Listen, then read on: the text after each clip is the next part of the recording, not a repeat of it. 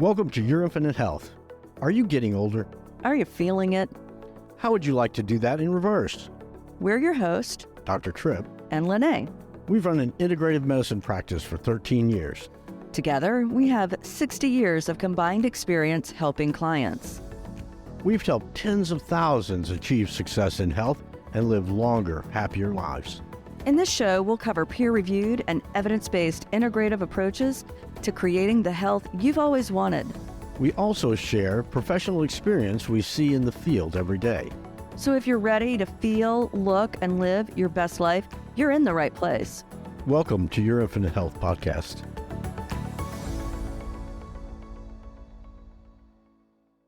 What's going on, Trip?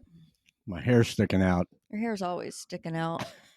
It's a lost cause. You should just accelerate or accentuate the lift and then just make that your brand. Right. And there was an actor on Jerry Seinfeld that had the hair that stuck straight up. I can't remember who it was. Oh, right.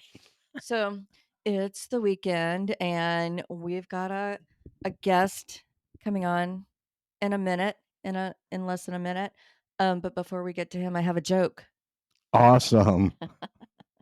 I think our guest will appreciate my joke too.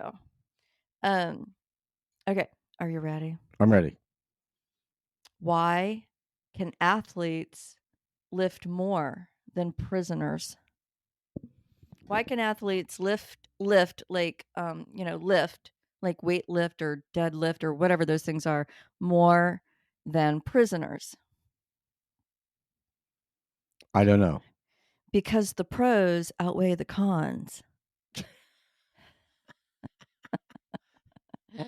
Oh my God. So funny. Okay. So it's the weekend. It's we're in New Orleans. It's quite chilly here. In fact, it's so cold that the HOA sent a email about how to prepare for the cold weather because I'm guessing people in Louisiana don't know how to do that. But it's supposed to get down to I saw the low for Tuesday is supposed to be 19 degrees. Wow. Gonna dig out the winter wear. The layers. The layers. Did you have a good week this week? Yeah, I had a great week. What was you should be prepared for this question. You know it's coming. Uh-huh. It's the best part of your week. Like best client interaction. No coughing. This is a no coughing podcast. Well, I didn't cough into the microphone. Okay. So best client. Best client. Oh. Don't take too long. So, I keep thinking about this my elderly couple that's coming in to do everything, and The one that recently cut the rug. you're right, cut the rug. Okay, give a Parkinson's? little background, but I tell you, I don't know if I told you this, but they left the room and I went in there and that guy's cane, like he left his walking cane. He left his cane. Yeah, He this didn't is even this know. is what's happening to this guy. He didn't even notice that he didn't have it on him. Go ahead. Okay, go ahead. So they came in. He was in a wheelchair, and she was almost incapacitated by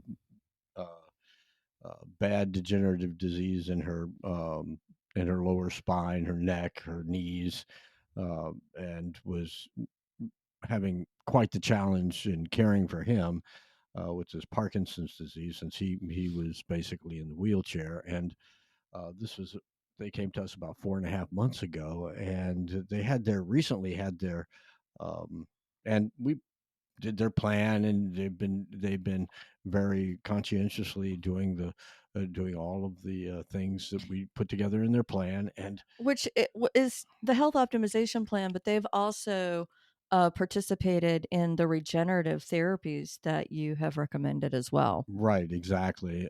And so multiple regenerative therapies using biological nanoparticles, and at the same time and complying with all of the mind body work, and really doing everything. And they had their 50th wedding anniversary around the same time as Christmas, I think. And during the holidays, they had multiple parties They're very social and involved in the community, and had multiple parties and their 50th wedding anniversary party.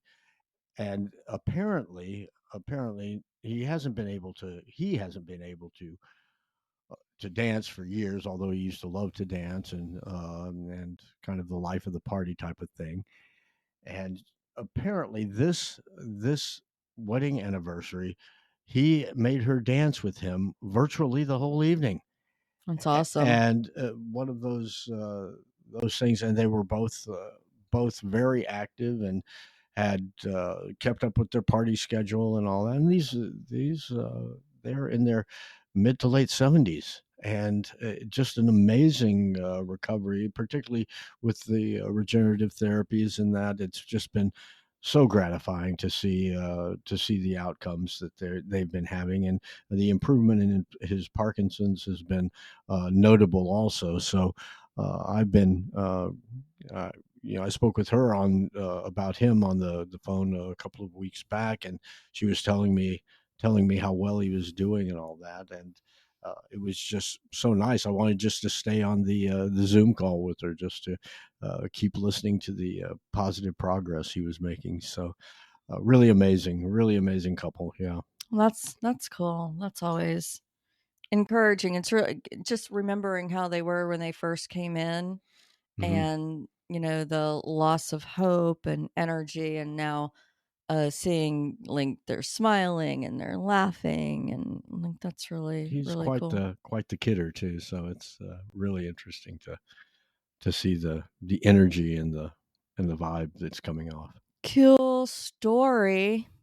Well, I have no really good segue, but we have a guest, and I'm pretty excited to have him on. So we'll get to him. Real quick, his name is Steve Washuta. He is a fitness professional with over 30,000 hours of experience. He's a certified personal trainer, weight loss specialist, and corrective exercise specialist through the National Academy of Sports Medicine, aka NASM. Bunch of letters there. Author of Fitness Business 101, Steve has dedicated his career to helping the general public find solutions to long-term health and wellness.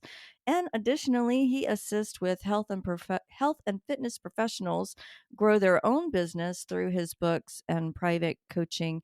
And he has a really cool podcast called Truly Fit that we were on um, sometime in 2023, and he has invited us to come back on in 2024. So looking forward to that because he's a blast. And let's get to it. Thank you, Steve. All right, Steve, thank you so much for joining us. It's Saturday, so thank you for taking your some time out of your weekend to hang out with us. Yeah, it's Absolutely. good to be on the other side here of the podcast microphone. Yeah, so we were on your Truly Fit podcast 2023. I forgot when, but it was a great experience, and I wanted to return the favor for sure.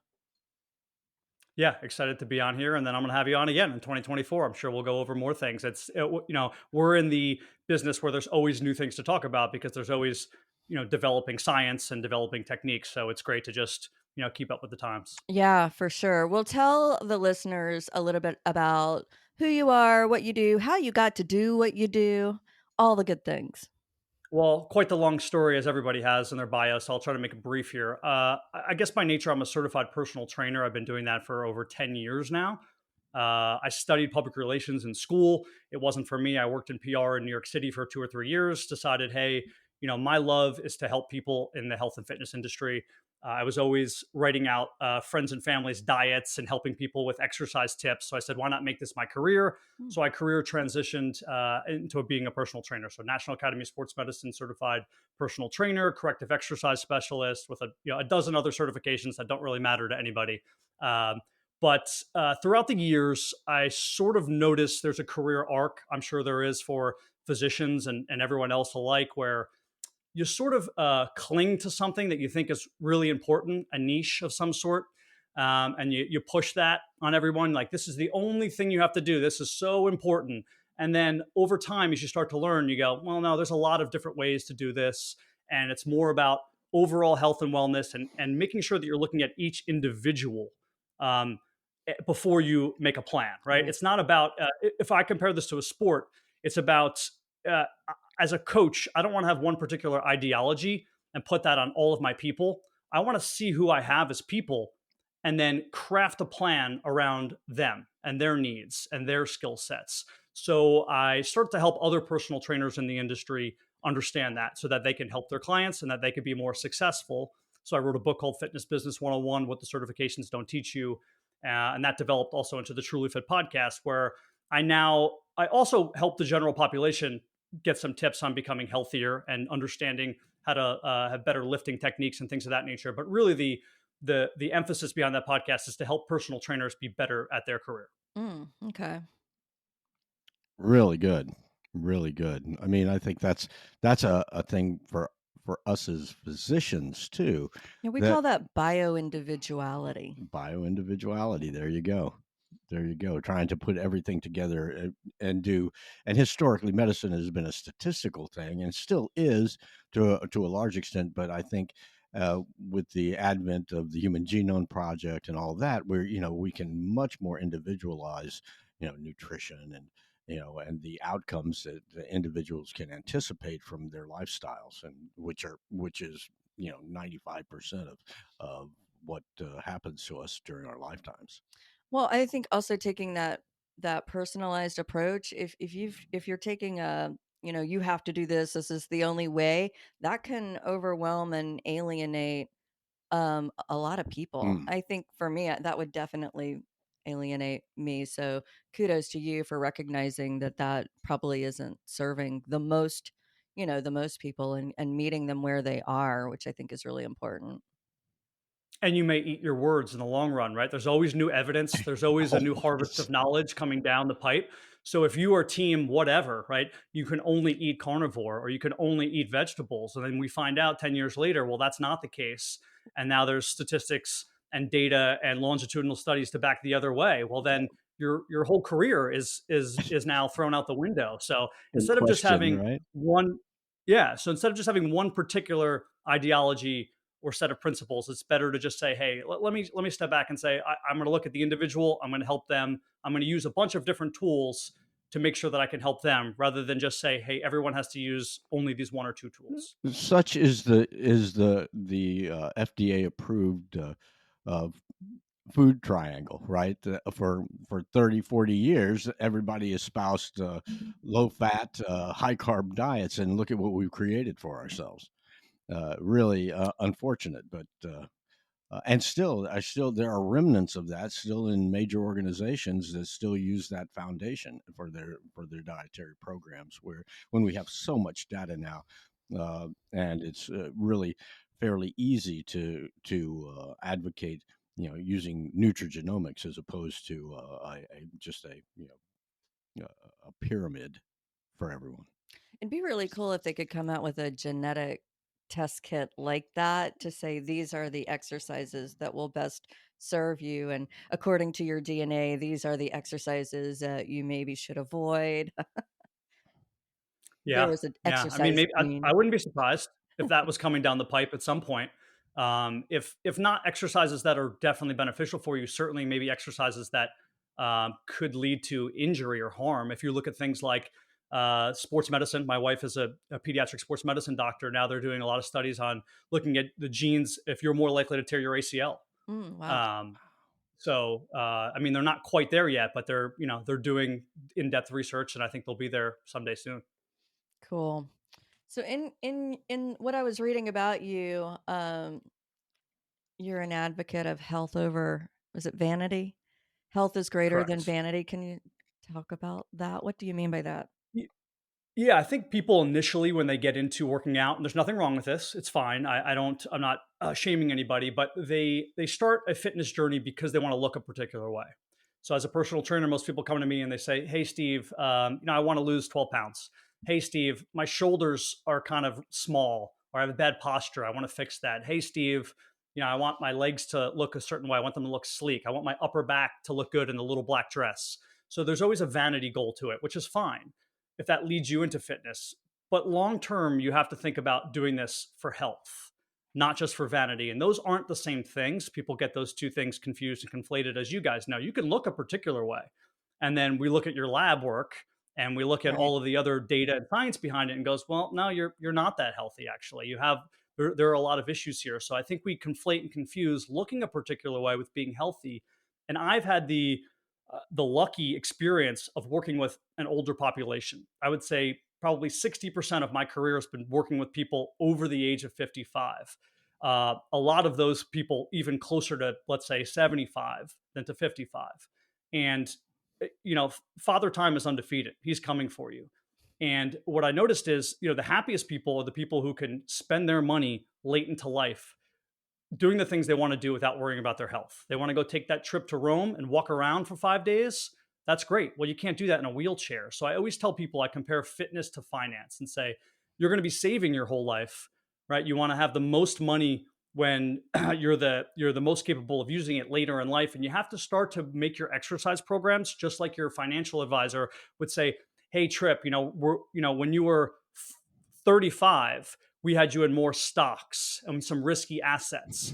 And now, now that you're turning a certain age, maybe you're going to be retiring, we have to make sure that you're in bonds and you're in safer things, right? We're going to switch your portfolio. You have to do the same thing in exercise. We have to now stop doing heavy deadlifts. We have to stop running marathons when you get to a certain age. You have to focus on, how do I just stay healthy, pain-free, so that I can live my life?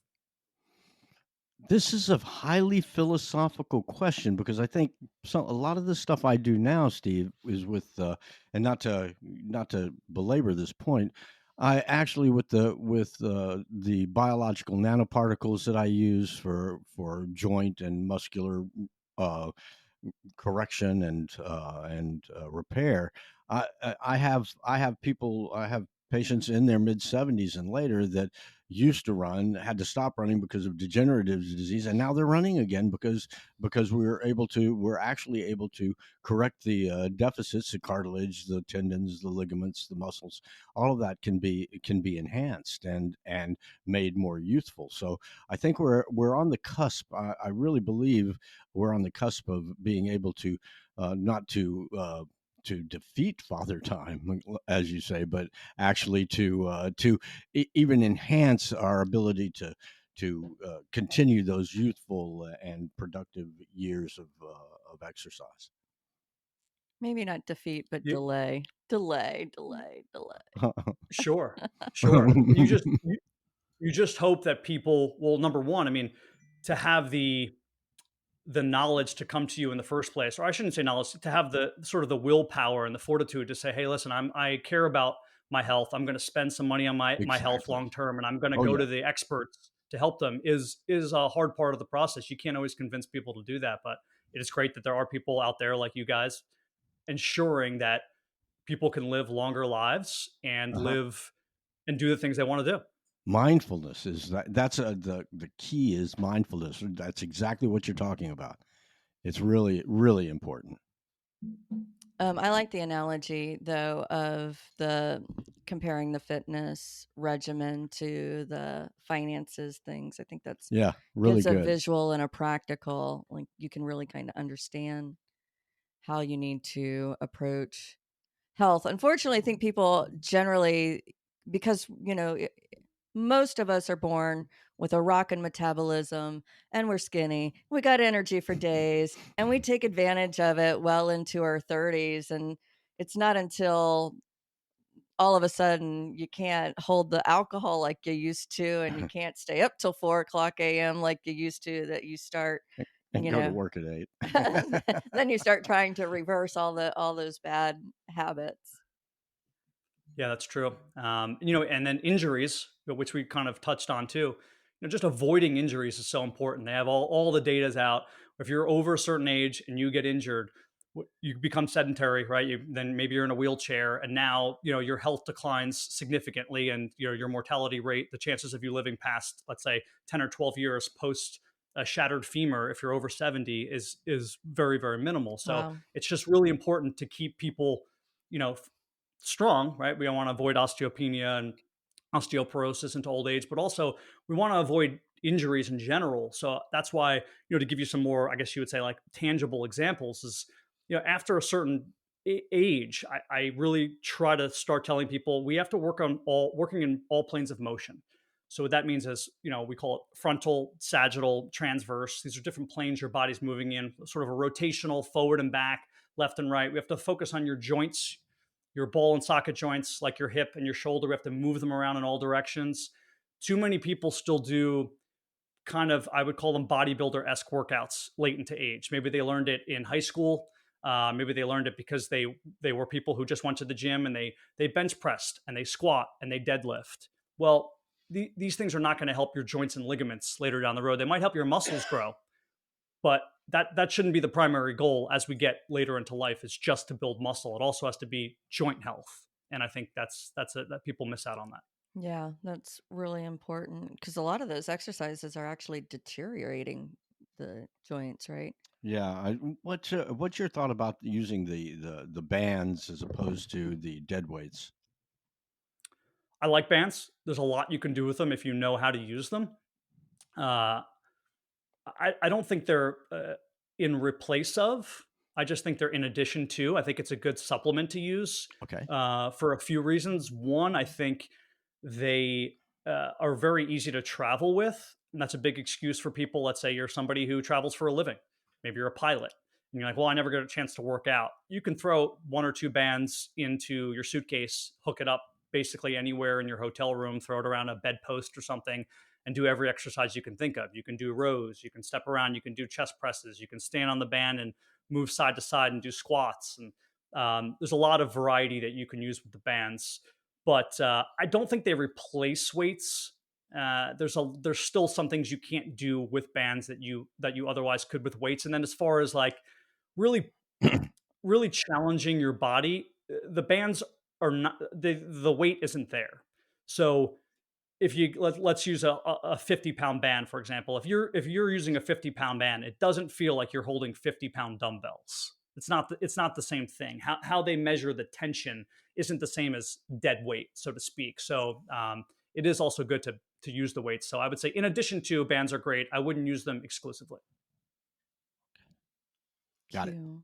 So do you still work with clients or you work exclusively with helping other personal trainers? Yeah, I do. So I currently have no in-person clients. I have maybe 10 or 12 virtual clients. Now, working virtually is a little bit more difficult. So the this also comes back, I guess you would say, to my some of my principles here is I'm not working with people who say, hey, I want to become the world's best Olympic sprinter. I can't do that virtually because I would have to be there with them on site. I'm not working with someone who says, hey, Steve, I'm a high school football player. I want to squat 400 pounds. I would have to be there with them, squatting them, designing programs. I'm working with people that say, hey, I want to live a healthier lifestyle. I'm long-term health and wellness. So we can have small dumbbells and bender balls and bands and body weight and mats, and I can run them through exercises and focus more on long-term health and wellness. So I would Are say the, probably 20% of my week is taken up by clients. The other 80% is my other businesses and helping personal trainers. well, just real quick, what does that look like? Is somebody got their camera set up and they're doing the exercises while you're critiquing? You did that all Yeah, that's a wrong. great question. I say that as if people should just know, but yeah, no, that's a great question. So I have like a little gym, and yeah, we'll pop open just like this, like a Zoom or a Facebook video call, or even Riverside. Sometimes it just depends on the client, and I am demonstrating all the exercises. It's a Okay. little bit more difficult than I would be in person because typically, let's say I have Lene doing a plank. I want to be able to really walk around 360 to see your body, to make sure that we're not pelvic tilting, to make sure your hips are up, to make sure your spine's in good alignment. So you don't quite have all the visual cues that one could use, but you work on it. You have them do motions in ways in which you can see them best. So some motions are better straight on. Some motions are better sideways, dependent upon the form. But yeah, essentially, I demo the exercises, then they do them, and I cue them as we go on to tell them what they're doing right or wrong. I'm thinking use of drones here. I was having that same thought. I was like, you could just send all your clients an A little aerial. drone. Yeah, that would be cool. Get that real 360 view. HD drone. HD drone training. Maybe we're on to something. We'll have to Yeah, you know what? we'll have to copyright it. Right. We okay. Well, Yeah. this is recorded, so We're all here. we're all in it. Okay, and so that's 20% of your week, and then the other is with your working with other personal trainers, and what does that involve? Well, that involves I wrote a book like I mentioned before, Fitness Business 101, and then I have the Truly Fit podcast, and then I do just one-on-one coaching. So a trainer I'm working with may run me through whatever problems that they're going through. It's usually client retention Mm. or just getting clients in general. So we work on that. I always have to convince people that you don't want more clients than you could handle before you're actually skilled enough to handle them. So, for instance, if you're brand new to anything, really, let's say you're a brand new hairdresser.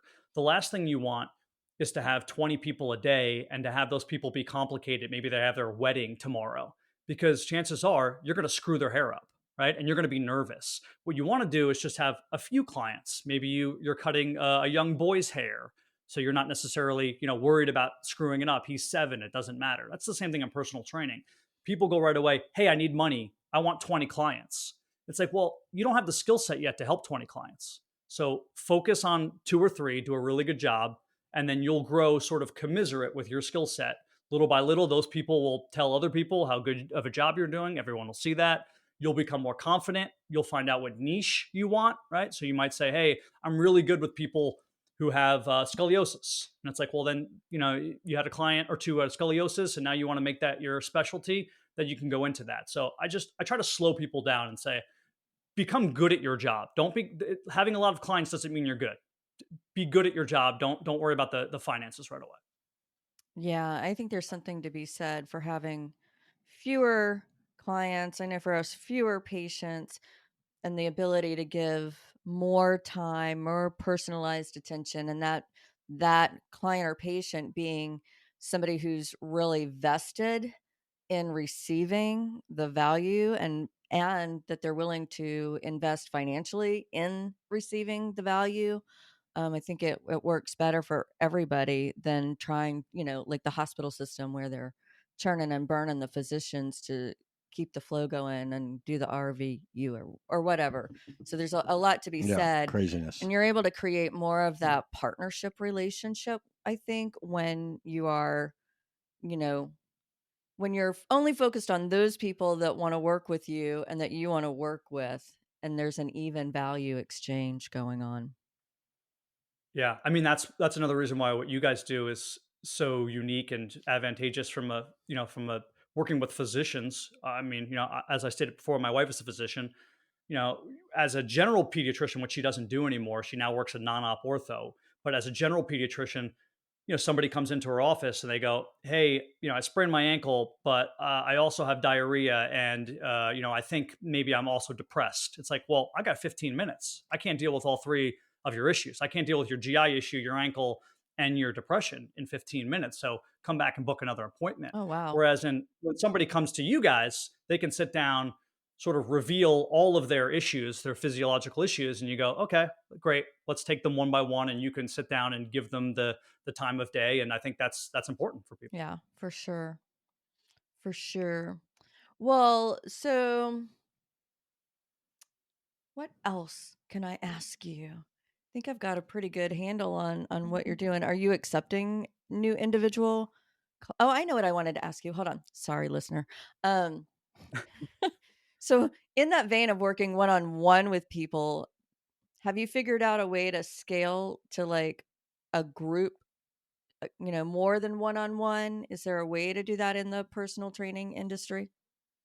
Yeah, great question. So I call it PGT, private group training, or small group training. You really want to focus on getting demographics that are of similar, I guess you would say, athletic prowess, physical prowess, of similar goals. So I'm not going to have a small group training where I have a 17-year-old gymnast and an 85-year-old man who's got a movement disorder, right? That doesn't make sense. So you want to group people together, not only because the camaraderie aspect, which helps from a marketing perspective, but it also, it's going to make it easier on you if you have, let's say, I used to run a class called Wow, Women on Weights. It was for women only over the age of 60. And again, their only goal was long-term health and wellness. So this wasn't about any particular, like goal. It wasn't like, hey, we all want to lose weight. It's just like, hey, we all just want to stay healthy. Mm-hmm. So every day I can design a workout. Some days it was more strength based, some days it was more cardio based, but it was all about just helping everyone become healthier. And they were all over a particular age group. So the exercise design was similar. I didn't have to have that many different modifications. If there was a 17-year-old gymnast in there, I would obviously have to modify those exercises to make them much more difficult, which would make my job more difficult. So that's what I would say is, yes, there is a way to expand that. You find a niche, you try to group people together by not only their physical prowess, but also their goals. Cool. Women Yeah. on weights. I like that. I And bet that, those women ate you up. and that, and at the same time, that incentivizes those people with similar goals. It incentivizes them and almost creates a sense of accountability within that group too. So they're all working together to the same end. I'm glad That's you said that fantastic. Yeah. because it self markets itself for you. Because what happens is, you get a group of 7 or 8 people together who become friendly, and somebody misses class. They go, "Hey, Lene, where were you? You're supposed to be here on Tuesday. Where'd you go?" And then you feel like you can't miss the class, so you want to go, right? Because like the group wants to know where you were the week before, and I don't mean that in a bad way. They're Well, just and it's they're that they're saying that as your accountability. friend. Yeah. Yeah, So it's instant accountability. But just to add another point we didn't get to hit on, because I think this is important because it ties into your business model. The other sort of health and vanity thing that's going on now is that people are willing to do anything to look a certain way, for and sure. then it doesn't matter what they take, right? They will take anything. It doesn't need to have studies, right? They're ordering weird supplements from China and putting them into their body because they feel like, oh, I can get this 1% better. But then they try to say that they're all about health and wellness, but they're not, right? So it's all just a guise. They're not showing us their lab work. They're not showing us how healthy they really are. They're just showing you that they have a six-pack, that they have six-pack abs. Well, you don't know what sort of drugs they're on. So I think that's also a big push for me is now that I see social media is getting crazy. I have a 2.5-year-old daughter. What's it going to be like when she's 12 and 15? So it's like you try. I'm trying to almost unwind the clock and tell people, hey, listen, this isn't all just about vanity. We have to look at health from health is in your labs, not in your abs.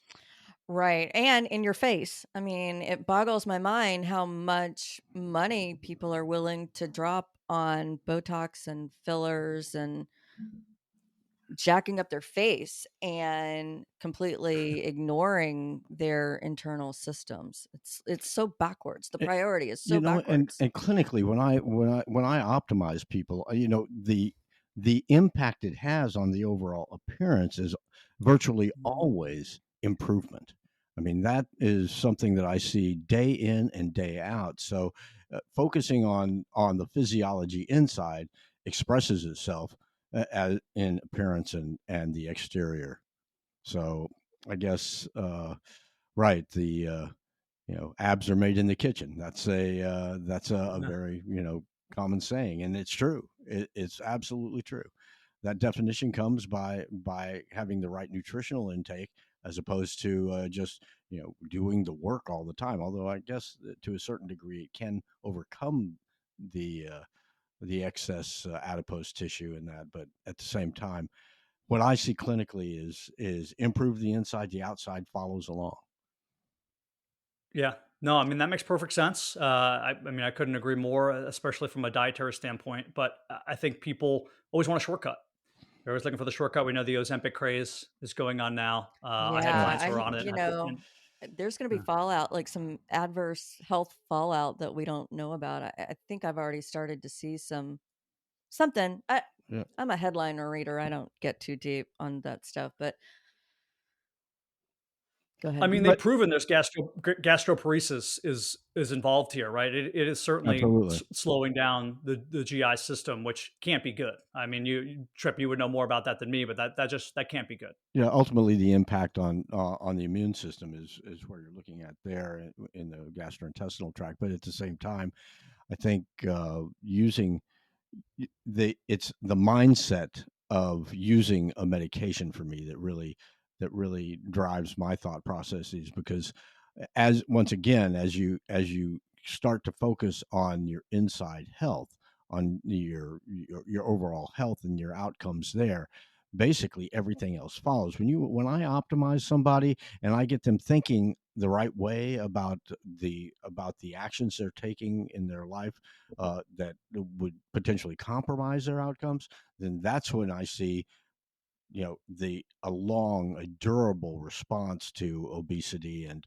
or fitness. And it's not with taking a pill or taking a shot that ultimately, when that thing stops, the behavior hasn't changed, and it's the behavior that needs to change to really be successful. So the thoughtfulness, the mindfulness about where you want to go at the end of the day is really, really important for success.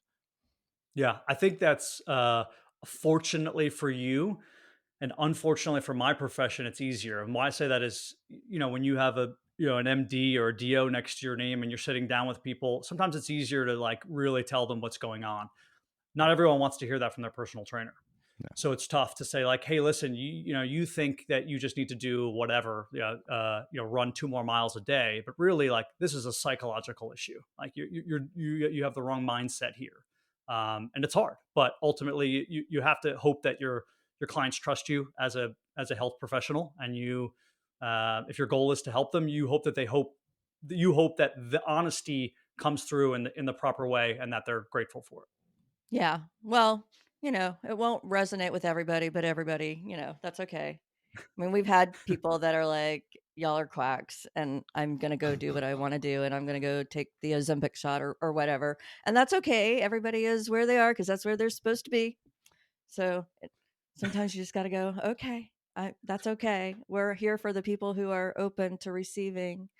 And even for you, you're there for the people that are open to receiving your expertise and your experience. And so we have to just let go of those that are not ready. It's easier said than done sometimes. Easier said than done. Yeah, but also I wanted to say this just to give, I guess, maybe a bit more of a, again, like a tangible examples here for people. If your goal is overall health and you're trying to avoid injuries, we need to focus on number one, warming up longer. I think that's a big problem when people start exercising, is they hop on the treadmill for 8 minutes and they go, oh, I'm warm because my heart rate's up. No, that's not the case, right? Because there's a lot, your joints and ligaments are not vascular, right? We need to get blood flow to areas that don't have blood flow to them. So you need to start moving in all directions. Like I said, moving your shoulders around in a circular direction, moving your hips around. You have to get everything, the blood flowing to the muscles. And then you also want to do something called priming the movement. So let's go ahead and say I was going to be doing a shoulder press today.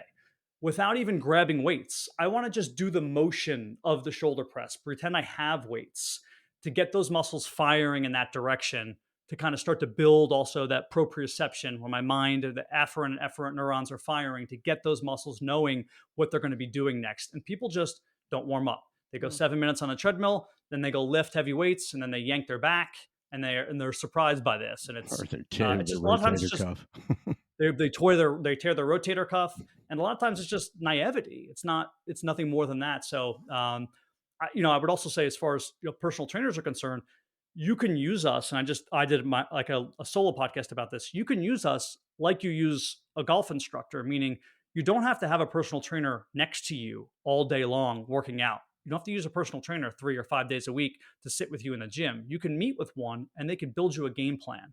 They can audit your game plan. They can go, okay, what are you doing now? Take this exercise out, add this exercise in, don't do this on Wednesdays instead of Thursdays. And they can build you a program if you're not somebody who feels like you want to have them next to you by your side. Oh, that's cool. Hmm. I like that. That's actually my favorite thing to do. Yeah, I, building my out the favorite, plan. Yeah, I mean, and I'm sure you guys could, resonate with this as you guys you're problem solvers, is what you are. You're problem solvers with a particular skill set. So that's all I am. And when people come to me and say, "Hey, listen, I'm going to a new gym, and I really just I don't understand what machines I can use to help my leg strength to build my quads up at this gym." Okay, great. Send me some pictures of the machines, and then I'll send them how they work. I'll tell you the form and how many repetitions you should do, and we'll go through it that way. So I prefer the sort of the problem solving aspect of it rather than just sitting next to somebody watching them perform their workouts. Yeah, I would find that somewhat boring, unless there was a whip involved, maybe. I personally, Well, of course, I'm yelling at them. I like, I like tasers personally. Hilarious. Okay, off topic. I Mhm. am a big fan of your Instagram videos. Oh, thank you. They're fun.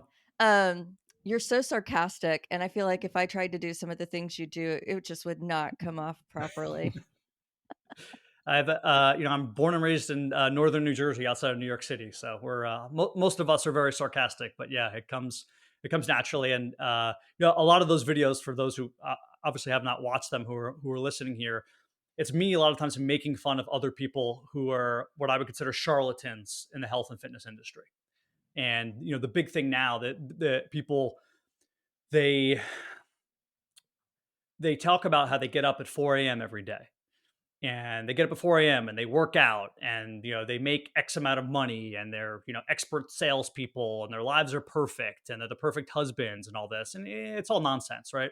And most of it's just actually making people feel shitty Right. rather than motivating people. It's making people say like, "Oh, I'm not like this." But it again, it's all a facade. These guys are not. It's just not the case. They're not making the money they say they are.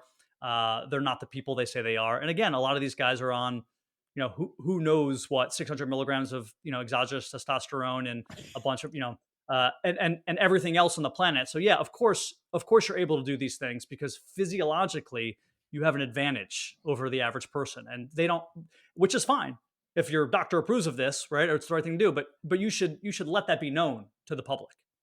I was going to say the ultimate result that occurs there is creating. It's a toxic environment that gets created, and that consumes reserve. So that's Father Time taking an accelerated viewpoint on that individual. You're so clinical. I'm sorry. What a big. No, hey, that's that, that's the balance. That's the balance of your podcast, right? That's why you both are on it. You have the clinical side, and you have the less clinical side, who makes sure the big picture side. So, Yeah. um, well, I was going to ask you guys about that. What do you feel about sort of TRT? It's really big now. It's yeah, I Yeah, I guess. think yeah, I mean, most of our guys are on testosterone. I think there are a lot of uneducated medical professionals pushing it Oh yeah, on that's a people problem. that That's a have real no problem. idea what they're doing.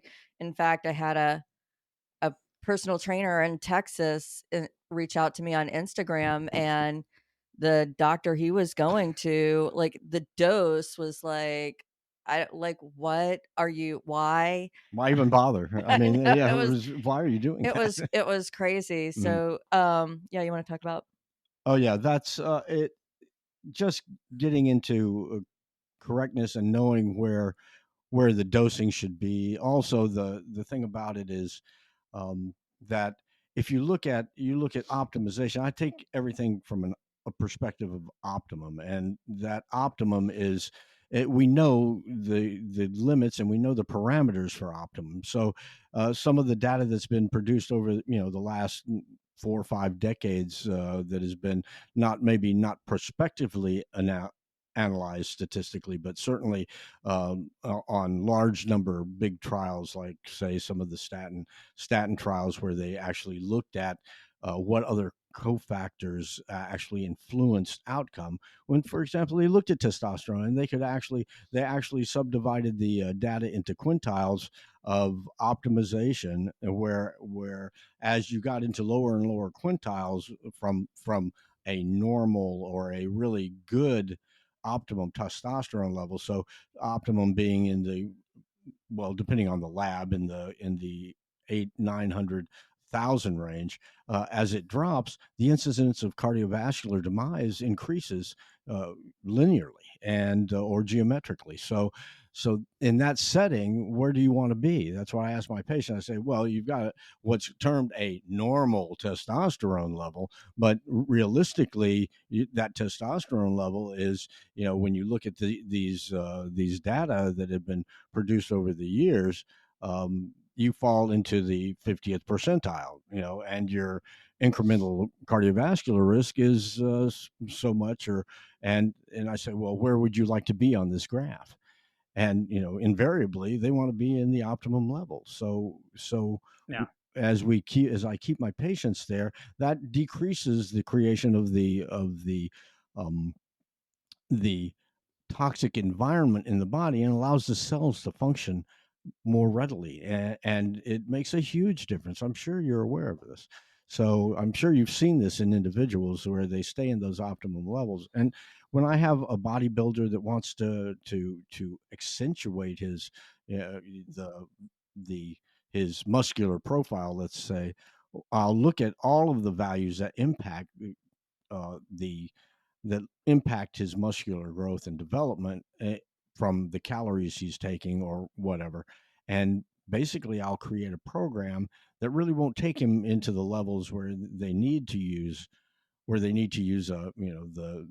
androgens or the um, all of the supplements that they think they need, and they'll have extraordinary outcomes, and they'll stay really almost entirely within the optimum ranges. Well, I just want to make clear that testosterone, like Ozempic, isn't the cure for all the issues. Right. It's not just about, oh, I'm getting testosterone.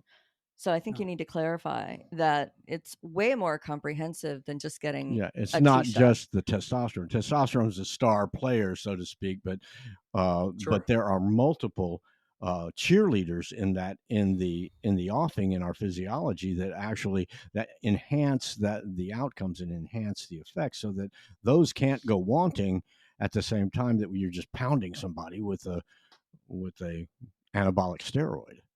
I mean Yeah, that. and you would even think I've heard, the receptor sensitivity matters a lot. You look at somebody, if you're looking at the general testosterone numbers you would get at a doctor, like at a lab panel, Mhm. somebody could be at 300 and somebody could be at 800. Maybe the guy at 300 feels great, the guy at 800 doesn't, because there's a receptor sensitivity difference in their bodies. Maybe someone has been on it before, Mhm. and that changes, how their body reacts to it. Well, yeah, and there are that's genomics, right? That's the genetic makeup of the individual. So knowing that, I have some patients that they have virtually no response to testosterone. More of them are older, because and that tends to be an issue with the genetic infrastructure. But that being said, they may require a little bit, not huge, but a little bit higher testosterone levels, just to reap the benefits and keep their optimum levels up. I'm interested to see what you guys think about this too. I think there's and this might be sort of outside of your purview as far as like you discussing this with your clients, but you obviously will notice this, is that this is it's going to change you psychologically also. And having that conversation, let's say, with your significant other before you go do this is important. If you and your significant other only have sex once every month, and most of your nights are just sitting on the couch watching Netflix, eating bonbons, and now you have this guy who's on, whatever, testosterone, and he's like, "Honey, well, what's going on here?" About to And go wow and, wow. and yeah, and he's waking up at 5 a.m. and he wants to go work out because he has this extra sort of energy and all these things like that. That could change the dynamics of a relationship. So I think it's important for people to know too. It's not just a physiological change; it's also a psychological change. Yeah, we see Well, that all. and We've that's seen that. neuromediators also, because all of these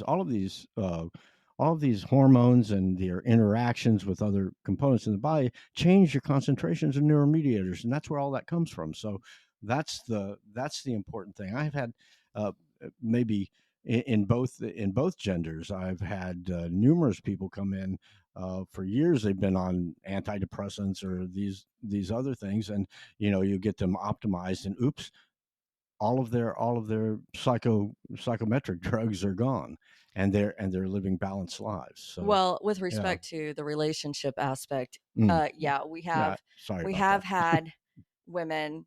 If a woman comes in and she's getting optimized, and it's the husband that's sitting in the lazy boy watching football all the time, we there will be a rift. So either that husband's got to buck up and get with the program, or there's going to be problems. Yeah, and that's okay. Sometimes those things need to happen. Yeah. People deserve to be able to grow and evolve in the way that serves them. Ideally, your mate's going to follow with you and be with you on that journey. And if not, then you got some choices to make. Yeah, and especially if that journey is health, which it is, right? These people, we're not talking about people who are abusing these things. We're talking about Right. people who are going to their physician, they're getting Optimized. the right amount to Hmm. optimize themselves, and their goal is to do this to become healthier so they can live longer, and live a better, more energetic life. A So yeah, if longer your health partner's span. not on board, Yeah. then that Yeah. doesn't sound right. Now, Yeah. I will say we do have several couples as patients, and when you're working with couples, it's the best. It's the best of the situation because they can hold each other accountable. When one is maybe fudging on their compliance, the other one will throw them under the bus.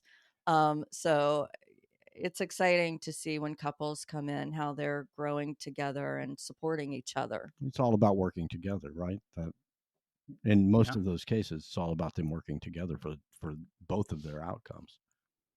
yeah, touche. I wanted to ask you guys too a little bit more about some injury stuff. I've had clients pretty routinely uh, go through major surgeries for whatever reason. Sometimes it wasn't necessarily injuries; it was just major surgeries, and it was really hard for them to sort of get back uh, to status quo. Maybe like from even from like a psychological standpoint, right? Maybe they had Sure. some sort of like diverticulitis and they had to get surgery, or other clients had some sort of replacements, hip and knee and ankle replacements or something, and it's how do you work with people as far as like looking at them and saying, okay, well, we have to make sure that you're okay before you get back into your normal lifestyle. You guys have those sorts of clients that you have to deal with.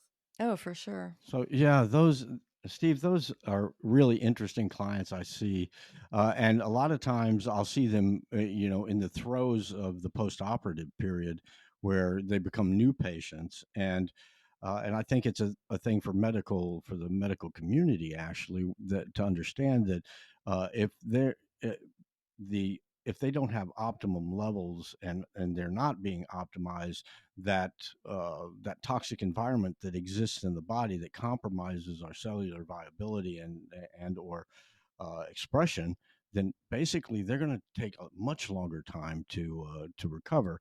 And there are actually studies done with say males um, on TRT that the surgeon or um, the physicians that's caring for them doesn't start their replacement therapy again, and the replacement therapy was put there for a reason. They heal. There's a statistical significantly difference Have you been talking long? and in the in their healing, and it's big. It's big. So that optimization process, even if somebody is post-operative, if they're if they're optimized, they will heal more readily, and they will convalesce more readily.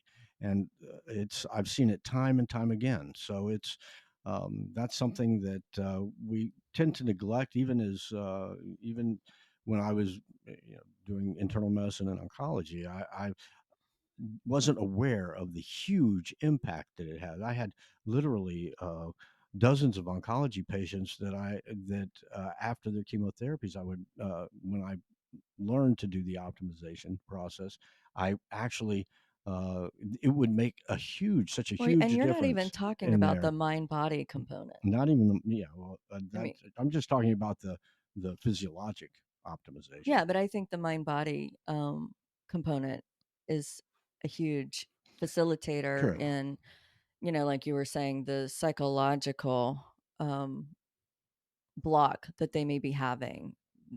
Our mind-body Nope. program, uh, a new patient is on that from the get-go, and that really helps overcome some of those limiting beliefs and psychological blocks so that they can implement, the physiological modifications. Right. And the Yeah. and the recuperative, physical therapy and all of those things. I feel like you're Yeah. interviewing us now, though, Steve. Really. No, I mean, I'm just it's good to know that you what you guys do, so I can also copy and compare. I feel Yeah. like there's not a lot of people who um, always give people like the foresight of what they're going to get into, and people just need like a plan laid out in front of them. So, it's like, okay, somebody, whatever, has some sort of surgery and they come to you guys and it's like the recovery. It's like, okay, well, here's our plan. Like, there might be some setbacks. You should feel this way. It's going to take a little bit. And it's the people who just get kind of like, they got that surgery, then they're in bed for 4 days, and then they don't see their doctor for 6 weeks, and they just think they're going to heal, and they don't know kind of like the progression. There's no plan in place. It's just Yeah, and good to we're have a all we're plan. all we're all about the plan, and actually it's the patient that creates the plan. We have the tools and we have the guidelines, but it's their party. Where do they want to go? We help them conceptualize what that might look like for them. And then accountability is huge, as you know. So most new patients are in with us every other week for that accountability and that inspiration and that encouragement along the way, which you're not going to get, from your PCP or whatnot. Yeah. Yeah. You take this medication for 6 months. I'll see you then. Don't Yeah. call me unless you have to. Yeah. Let And me get even you out of then, here. don't call. Out of here. All right. Well, so Steve, what is one thing that you would like the listener to know about you? That I'm always available if anyone has any questions concerning health and fitness. Like I said, just feel free at any point to reach out to me. At Steve Washuta, Washuti on Instagram. If you ever said like, "Oh, hey Steve, I'm between this exercise and this exercise," or "Hey Steve, I really like want to get a treadmill. What kind of treadmill should I get?" If it has to do with health and fitness, and I know something about it, and I can actually give you, actionable insights into a good decision, then I'm always here to do that. It's fun for me. Again, I'm a problem solver by nature. It's what I like to do. So just know that you can reach out to me. Cool. And listener, you have to follow his Instagram. He's a riot. It's a riot. Okay. And then in Thanks. addition to the Instagram, where else can they find you? Well, you can contact me at my website, which is you can get to it two different ways: fitnessbusiness101.com, and that's also stevewashuta.com. They both lead to the same place. So Fitness Business 101 or stevewashuta.com. And I have a contact page there that will lead you directly to me. If anybody has any questions of any sort, again, I do train virtually still with people, only people looking for long-term health and wellness, not people who have crazy goals. If you're an Olympian or if you're somebody looking to put on 25 pounds of muscle, I can't do that virtually. I wouldn't be much of a help. And then where can they get your book? Is it You on can get Amazon my or? Yep. My book's on Amazon. The audiobook, Amazon actually doesn't sell the audiobook. Their partner does. It's called like ACX. So it appears on Amazon. So like if you go to Amazon and you like click the book, you can get the soft cover version, you can get the Kindle version, or you can get the audiobook version. They just like send you to a different site. But yeah, Are it's you all on are you Amazon. the one that did your audiobook? They'll be listening I to you did. read I your book. did. I Very read my cool. book. I'm gonna have Yeah. to I'm gonna have to pick your experience on that after the show, see what that process was like. Well, I can tell you that I just did it, meaning like I didn't confer with anybody. I just did a little bit of research on my own and decided to do it and upload the process, and it was easier than one can think. It's not that Okay. difficult. Cool. No. All right. Well, thank you so much. I Yeah. hope I had a good time. I learned things. I learned a lot. Yeah. Yeah, it's great to talk to you guys, and then I'm sure I'll see you on my podcast in sometime in 2024. Yeah, looking forward to Awesome. it. Thanks so much, Steve. All right, listener, I hope you found this educational, informational, somewhat entertaining. And until next time.